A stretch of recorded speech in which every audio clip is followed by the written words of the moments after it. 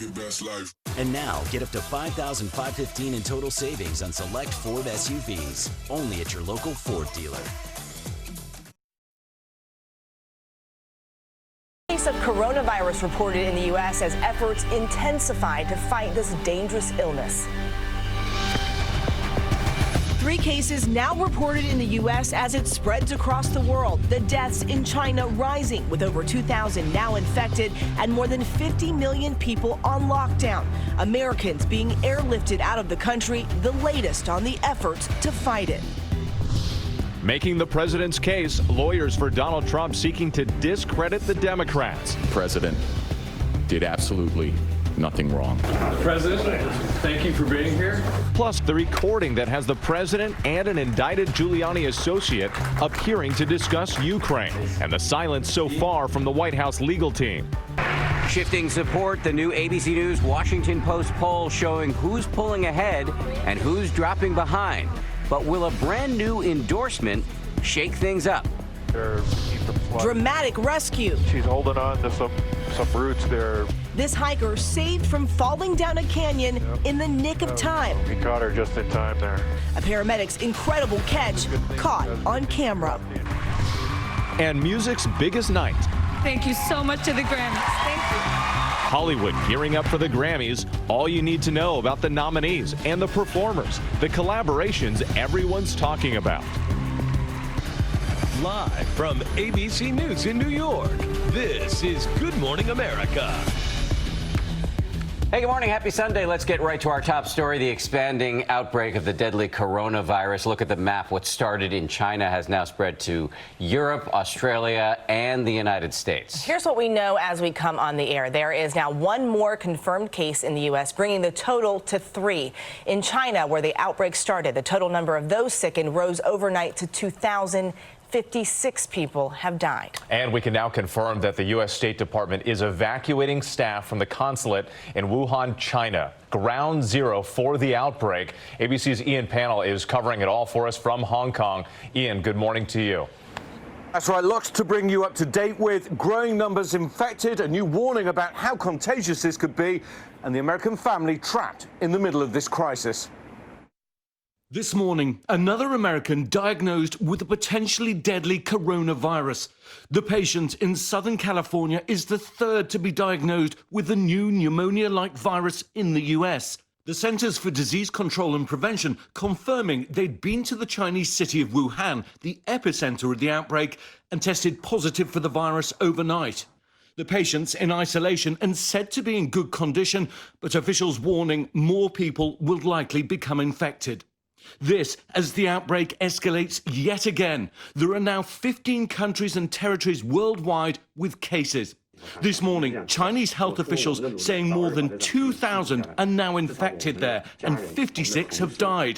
The Chinese health commissioner now warning the source of the infection still unknown. The harmfulness of the coronavirus to people of different ages is now changing. And most worryingly, indications the virus is becoming increasingly contagious. Over 1,300 more medics have been flown to the epicenter Wuhan, where officials are scrambling to build 3 new emergency hospitals in a matter of days. These exclusive images, filmed for ABC News from inside the city, show a ghost town, with signs warning people to wear masks fluttering in the wind. Some shoppers take the risk to stock up on desperately needed supplies. But there are still around 1,000 US citizens stranded in the Wuhan area. Now the State Department is scrambling to evacuate some of them, but it appears so far the space to get people out is limited. We spoke to one American family trapped in a city over 200 miles from Wuhan. The Stockstills from Rhode Island were visiting family for the new year to introduce baby Maxwell to his grandparents when the infection broke out. We're scared, and there's a little guilt involved from, putting him in this situation, having him travel abroad at such a young age. There's a lot of guilt involved there.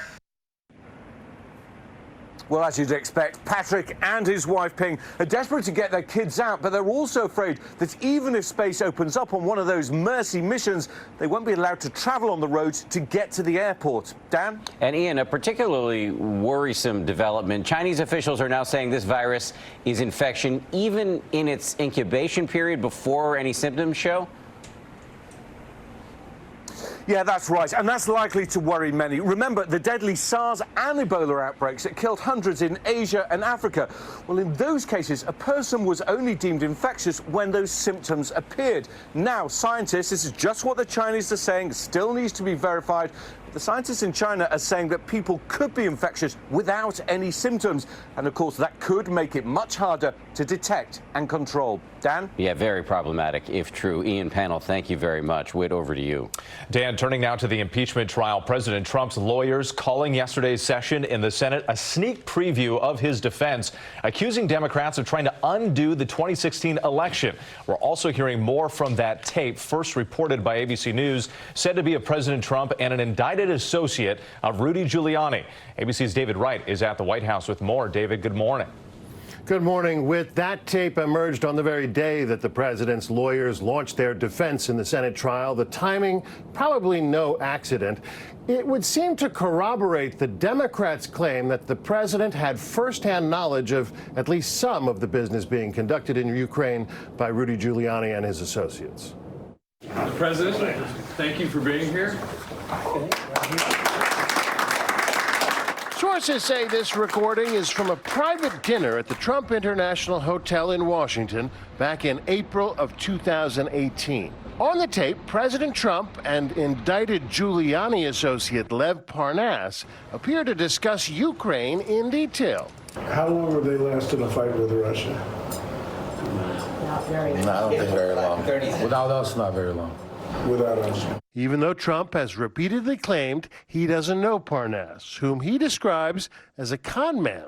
I don't know him, other than he's sort of like a groupie. He shows up at fundraisers. The dinner doesn't just include President Trump, but also other members of his inner circle, including his son, Don Jr. The video made public the same day that President Trump's legal team began presenting their defense of the president in his Senate impeachment trial. They're asking you to tear up all of the ballots across this country on your own initiative. The president's legal team sought to discredit the Democrats, accusing them of subverting electoral politics. The American people decide elections. They have one coming up in 9 months. They insisted the president did absolutely nothing wrong, despite 3 days of arguments to the contrary by House impeachment managers. We believe that when you hear the facts, and that's what we intend to cover today, the facts, you will find that the president did absolutely nothing wrong. And they accused the Democrats, especially Congressman Adam Schiff, of twisting the facts to make President Trump's phone call with the Ukrainian president seem sinister. I want you to make up dirt on my political opponent, understand lots of it. That's fake. That's not the real call. Sources close to the president's legal defense say that this brief 2-hour Saturday session was just a preview of the case that they will make in greater detail starting tomorrow. As for that tape, the White House has not challenged its authenticity, but they say that the president has a right to surround himself with supporters. Also, they note that nothing discussed on that tape in and of itself is illegal. Dan? All right. Thank you, David Wright, for us. Dan, over to you. Well, now to the presidential race. Most Democratic candidates bolting from impeachment to Iowa to get in a shortened weekend of campaigning 1 week before the Iowa caucuses. And this morning, we have a brand new ABC News Washington Post poll suggesting Joe Biden remains ahead, Bernie Sanders rising, and Elizabeth Warren dropping significantly from our last poll in November among registered voters. ABC's Rachel Scott is in Des Moines with more. Good morning to you, Rachel. Eva, good morning. That's right. Former Vice President Joe Biden and Senator Bernie Sanders emerging to the top of the pack. But when it comes to the issue of electability, who voters think has the best chance of beating President Trump, Biden leads by a wide margin. This morning, Joe Biden out front, bolstered by voters who believe he has the best shot of defeating President Trump. When I look at Donald Trump, what he stands for, how he behaves, what he's done, my response was always the same. We are so much better than Donald Trump. So much better. The former VP holding a steady lead in our latest ABC News Washington Post poll. Senator Bernie Sanders on the rise, trailing close by. Senator Sanders, are you excited about getting to Iowa? The Vermont senator sprinting from the impeachment trial back out to the campaign trail. Sanders is building momentum, particularly here in Iowa, 8 days out from the first vote, making his own electability argument. If we are successful in getting young people in big ways involved in the political process, getting working people who have given up on the political process to vote, we will not only defeat Trump, we will defeat Trump badly. The rest of the pack further behind. Senator Elizabeth Warren dropping 10 points in our poll, but picking up an endorsement from the Des Moines Register, dancing with excitement as she learned the news. I just heard and I'm delighted. It really means a lot to me. But the 4 senators in the race will be pulled back to Washington tomorrow for the impeachment trial. I would be here every day if I could. Their rivals capitalizing on their absence during the final stretch ahead of the Iowa caucuses. We've defied a lot of expectations to come to this point, and I think it's part of what will carry us to success on caucus night.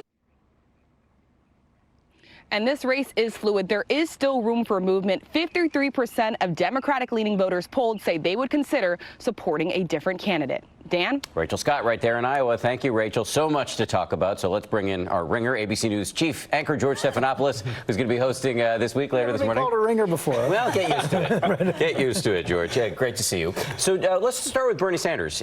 He seems to be on the receiving end of a lot of momentum, both nationally and in Iowa. What's going on here? Especially in Iowa, and I think it's a few things. Number one, he's had the clearest message, most consistent message. He's got experience as a candidate. Remember, he ran last time around, and that gave him a fundraising juggernaut as well. And he's got the hardest core of committed supporters. One of the things our poll shows, you're seeing the same things in the Iowa polls, is that a lot of his gain has come at the expense of Elizabeth Warren. He's held on to the true believers as she's equivocated a bit on this Medicare for all plan. So I think that's what's behind his rise right now. Let's talk about Joe Biden. In our poll, he seems to be hanging tough nationally at the very least, but he could be in for a choppy week here because the Republicans, the defenders of President Trump and the Senate trial are going to be talking about the Bidens a lot during the impeachment trial. Could that hurt him as we run up to Iowa? I'm not sure it hurts him. I mean, if you actually look at the polls going back to late September, October, when this story first broke and the impeachment proceedings actually began, Joe Biden has actually held steady, even improved his standing among national polls. Listen, if you're a Democratic primary voter and the president's attacking you as his chief opponent, that gives a lot of them reason to think, wait, the president is scared of Joe Biden. That could mean he's the most electable. That may end up helping him as much as it hurts him. Speaking of the Senate trial, we've seen this now we have video of this interaction apparently between the president and Lev Parnas, where the president is saying, hey, fire the ambassador to the Ukraine, allegedly. Do you think this has any impact on the trial going forward?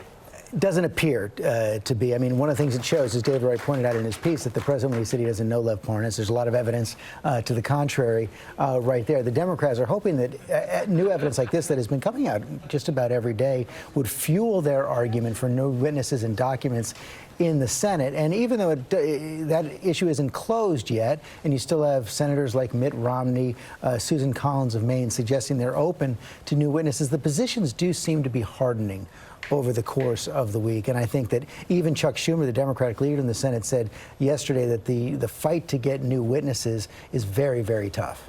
George Stephanopoulos, thank you very much. Great to see you, our ringer on a Sunday morning. And don't forget, George has a big show this morning. He has 2 big exclusive interviews, House impeachment manager Congresswoman Val Demings and a juror in the ongoing trial, Republican Senator James Lankford. That's all coming up on This Week later this morning right here on ABC. And speaking of George, he, tomorrow morning, will be leading our live coverage of the Senate impeachment trial when it resumes, starting at 10 Eastern right here. I think that's correct. 1 Eastern. It's the afternoon. Eastern, as I said, 1 Eastern.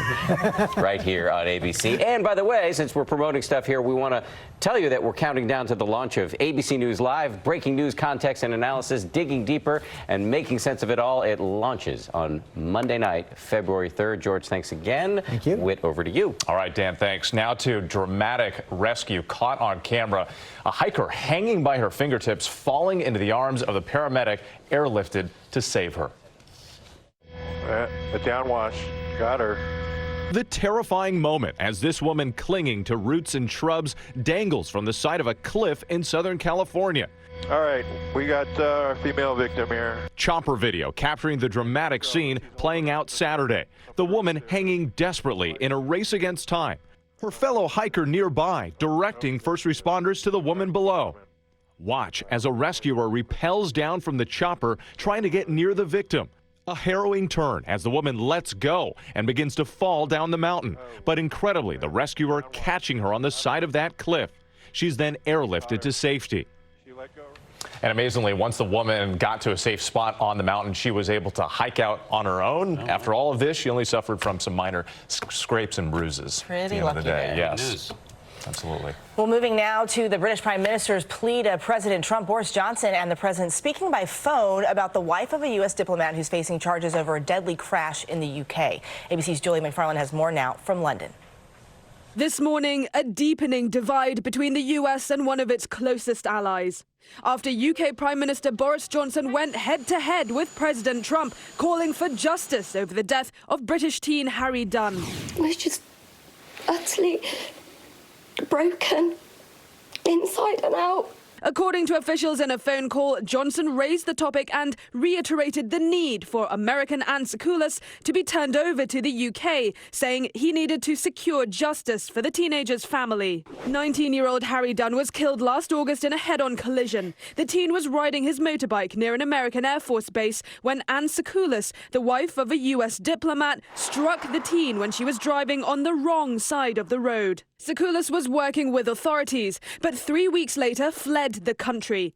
The UK charged the 42-year-old with causing death by dangerous driving and have sent a letter of extradition, which the US rejected, saying Sakoulas had diplomatic immunity. I can't believe she's living with herself doing this. How can you just be like that? Just get on the plane and go. For months, Dunn's family have relentlessly pleaded with the US. I know the people were lovely, they were very nice, and they were, desperately sad. I offered to bring the person in question in, and they weren't ready for it. Sakoulas has apologized for what she calls a tragic mistake.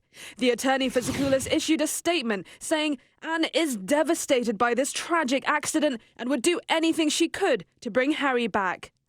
Secretary of State Mike Pompeo will be here in the UK this Wednesday on a diplomatic visit, and his counterpart will be meeting with Dunn's family before seeing Pompeo. Whit? All right, Julia McFarlane for us in London. Thank you. We do want to turn now to the weather. Rob Marciano is in Steamboat Springs, Colorado for us this morning. Rob, good morning. Good morning, Whit. We are in position for the next storm to come through here. We've had about an inch or two of snow every night this week, over 200 inches for the year.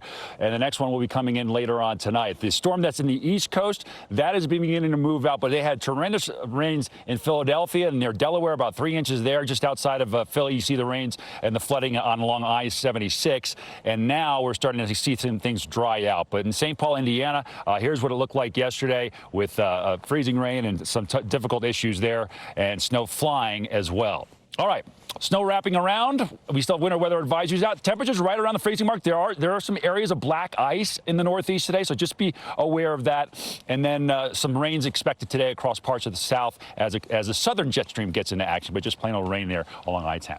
That's checking what's happening nationally. Weather-wise, time now for a look at your local forecast.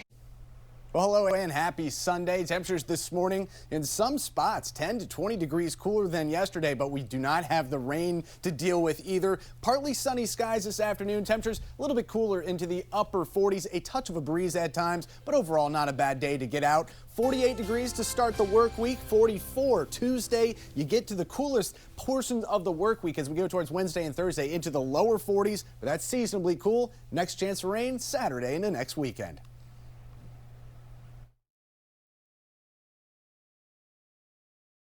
My education at the Steamboat Weather and Climate Summit, and as you guys know, I don't have much retention, so it's important that I come every year to solidify that knowledge, to bring it to our viewers. And as luck would have it, I am in position for the next storm to come in. So, can I translate for the viewers? That means that this is an annual boondoggle that Robert insists on going to every year, and we respect you for doing it, Rob.